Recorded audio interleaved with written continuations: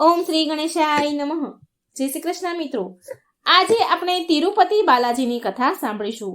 ભારતમાં આંધ્રપ્રદેશના ચિત્તોડથી લઈને તિરુપતિની પર્વતમાળાની પહાડી પર બિરાજમાન તિરુપતિ બાલાજી વિશ્વના પ્રતિષ્ઠિત મંદિરોમાંથી એક મંદિર છે. તિરુપતિ બાલાજી મંદિર 7 ચોટીઓથી ઘેરાયેલો છે. જે કારણથી તિરુપતિ બાલાજી મંદિરને 7 પહાડોનું મંદિર પણ કહેવાય છે. તિરુપતિ બાલાજીની પ્રાચીન ઘણી બધી પૌરાણિક કથાઓ છે.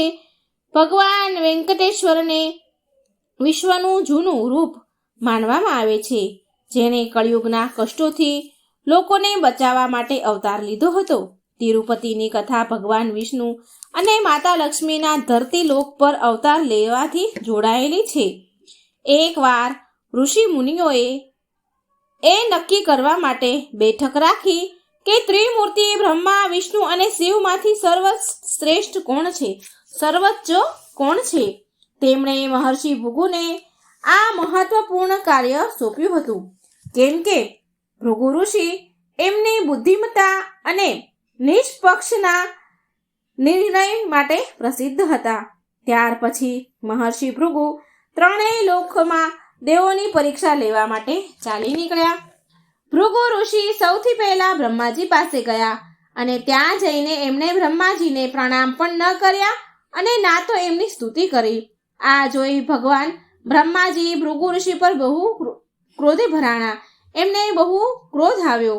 તેમનો ક્રોધ એટલો વધી ગયો કે તેમનું મુખ લાલ ચોળ થઈ ગયું. બ્રહ્માજીનો ક્રોધ પ્રચંડ થયા પછી તેમણે તેનો ક્રોધ શાંત કરવાની પ્રયાસ કર્યો અને બોલે છે, હે ભૃગુ ઋષિ, તમે ના તો મને પ્રણામ કર્યા અને ના મારું સન્માન કર્યું. તમે મારું અપમાન કર્યું છે. છતાંય તે હું તમને ક્રોધે ભરાયો હોવા છતાં પણ કંઈ નથી કરી રહ્યો. એ એટલા માટે કે તમે મારા પુત્ર છો, માટે હું મારા ક્રોધને દબાવી રહ્યો છું. એટલે ભૃગુ ઋષિ બોલ્યા, બ્રહ્માજી, હું આ જ જોવા માંગતો હતો કે તમે મારું આવું આચરણ જોઈને તમારા મુખ પર ક્રોધ આવે છે કે નહીં, તમે ક્રોધને વશમાં કરી શકો છો કે નહીં. હવે મને આજ્ઞા આપો. આમ મહર્ષિ ભૃગુ બ્રહ્માજીને મળ્યા પછી કૈલાસ ગયા. ભગવાન શિવે મહર્ષિને આવતા જોઈને ભૃગુ ઋષિને આવતા જોઈને પ્રસન્ન થયા અને ભૃગુ ઋષિનું આલિંગન કરવા લાગ્યા. મહાદેવ બોલ્યા, પધારો ભૃગુ ઋષિ, તમારું સ્વાગત છે કૈલાસમાં, મારું આલિંગન સ્વીકાર કરો. એટલે ઋષિ બોલ્યા. ભૃગુ ઋષિ કહે છે, મહાદેવ, તમે તો હંમેશા ધર્મ અને વેદોની મર્યાદાનું ઉલ્લંઘન કર્યું છે. તમે આ દુષ્ટ રાક્ષસો અને અસુરોને જે મન ચાહે વરદાન આપો છો, તેના કારણે સૃષ્ટિને કેટલાય પ્રકારના સંકટોનો સામનો કરવો પડે છે. માટે આ કારણથી તમારું આલિંગન ક્યારેય હું સ્વીકાર નહીં કરું. ભૃગુ ઋષિની વાત સાંભળીને મહાદેવ તો બહુ ગુસ્સામાં આવ્યા, લાલ પીળા થઈ ગયા. તેમનો ક્રોધ એટલો વધી ગયો કે ત્રિશૂળ ઉઠાવીને ભૃગુ ઋષિ પર પ્રહાર કરવા જઈ રહ્યા હતા. મહાદેવ કહે છે, હે ભૃગુ ઋષિ, તમારું આટલું સાહસ કે મને અપશબ્દ બોલીને મારું અપમાન કરો છો. પછી મા પાર્વતી બોલે છે, નહીં પ્રભુ, આવી રીતે ભૃગુ ઋષિ પર પ્રહાર કરવો એ તમારા માટે ઉચિત નથી. તમારા ક્રોધને શાંત કરો મહાદેવ. ક્રોધ પ્રલય અને સર્વનાશનું પ્રતીક છે. પછી ભૃગુ ઋષિ બોલ્યા કે મને ક્ષમા કરો મહાદેવ. જો તમને મારા કારણે કોઈ કષ્ટ થયું છે તો હું એની માફી માંગુ છું. હું અહીં જે કારણથી આવ્યો હતો તે તમારો ક્રોધ જોઈને મને તેનો ઉત્તર મળી ગયો છે. હવે મને આજ્ઞા આપો. પછી ભૃગુ ઋષિ આજ્ઞા લઈ પ્રભુની માફી માંગી અને ત્યાંથી ચાલ્યા ગયા અને હવે વૈકુંઠ ધામ ગયા. વૈકુંઠ પહોંચીને ભૃગુ ઋષિએ ભગવાન વિષ્ણુને સૂતા જોયા અને દેવી લક્ષ્મીને તેમના પગ દબાવી રહ્યા હતા. ત્યારે ક્રોધમાંના આવેશમાં આવી અને ભગવાન વિષ્ણુના ધીરજતા અને મહાનતાની પરીક્ષા લેવા માટે મહર્ષિ ભૃગુએ શ્રી વિષ્ણુ ભગવાનની છાતી પર લાત મારી.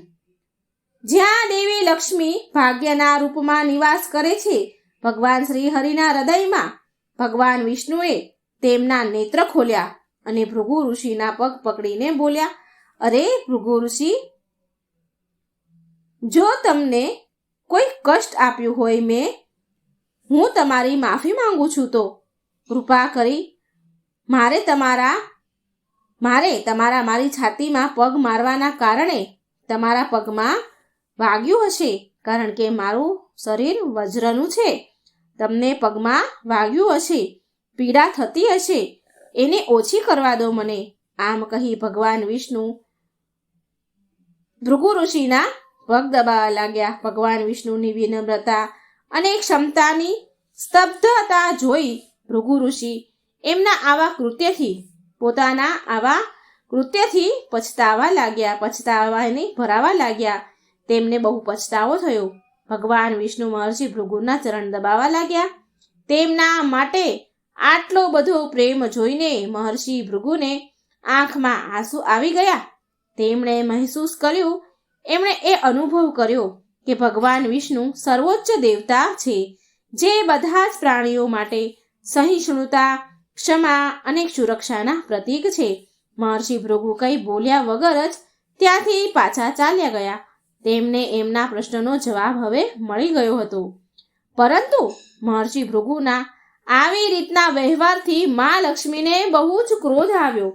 તે તેમનું નિવાસ સ્થાન ભગવાન વિષ્ણુના છાતીના પ્રત્યે ઋષિના અનાદરપૂર્ણ કૃત્યથી દુઃખી થયા હતા. ભગવાન વિષ્ણુના હૃદયમાં એમની છાતીમાં મા લક્ષ્મી નિવાસ કરે છે અને ત્યાં જ ભૃગુ ઋષિએ લાત મારી. એટલે આ કૃત્યથી મા લક્ષ્મીને બહુ ક્રોધે આવ્યો અને મા લક્ષ્મી ભગવાન વિષ્ણુથી પણ રિસાઈ ગયા અને ભગવાન વિષ્ણુ અને વૈકુંઠનો ત્યાગ કરી પૃથ્વીલોક પર આવી ગયા અને પૃથ્વી પર તપસ્યામાં લીન થઈ ગયા. અને ભગવાન પણ મા લક્ષ્મીના જવાથી એ પણ દુઃખી થયા અને વિષ્ણુ ભગવાન તેમને શોધવા માટે વૈકુંઠ છોડીને ધરતી પર આવી ગયા. વિષ્ણુ ભગવાનને જંગલોમાં, પહાડોમાં બધે જ મા લક્ષ્મીને શોધ્યા, પણ લક્ષ્મીજી તો ક્યાંય મળ્યા નહીં. પછી ભગવાન વિષ્ણુ એક પહાડ પર રહેવા લાગ્યા, જેને આજે વેંકટાદ્રિ નામે ઓળખાય છે. કહેવાય છે કે ભગવાન વિષ્ણુ સ્ત્રી દાસના રૂપમાં કીડીઓનું ભોણ, જે મોટા ભીંગડા મોટા હોય કીડીઓના ઢગલા ટાઈપ જેવા, તો એમાં આરામ કરવા લાગ્યા અને તે દિવસે બહુ નબળા અને કમજોર પડવા લાગ્યા. બ્રહ્માજી અને શિવજીથી આ હાલત ભગવાન વિષ્ણુની જોવાતી નથી. હવે માતા લક્ષ્મીને શોધવા માટે ભગવાન વિષ્ણુની મદદ કરવા માટે બ્રહ્માજી અને શિવજીએ ગાય અને વાછરડાનું રૂપ લઈને ધરતી પર આવ્યા. આ ગાય રાજા ચોલ પાસે હતી, પણ એક દિવસ એ ગાયે દૂધ આપવાનું બંધ કરી દીધું અને પૌરાણિક કથા અનુસાર એ ગાય તેનું બધું જ દૂધ આ ભગવાન વિષ્ણુને પીવડાવવા જતી હતી, એને પીવડાવી દેતી હતી. એક દિવસ એક ગોવાળ આવીને રાજા ચોલને કહે છે, મહારાજ, જે ગાય અને વાછરડું આપણે જંગલમાંથી લાવ્યા હતા, આપણને મળ્યું હતું, તે ગાય હવે દૂધ આપવાનું તેણે બંધ કરી દીધું છે અને રોજ એ ગાય અને વાછરડું બંને સાથે ક્યાંક ગાયબ થઈ જાય છે, ખબર નહીં ક્યાં જાય છે અને થોડી વાર પછી એ પાછી પણ આવી જાય છે. રાજા ચોલ બોલ્યા, આવું કેવી રીતે બની શકે? તારે એ ગાય ઉપર નજર રાખવી જોઈએ. એ દૂધ કેમ નથી આપી રહી એ તપાસ કરવી જોઈએ અને રોજ ક્યાં જાય છે ગાય તેની તપાસ કરીને પૂરી ખબર મને આપો.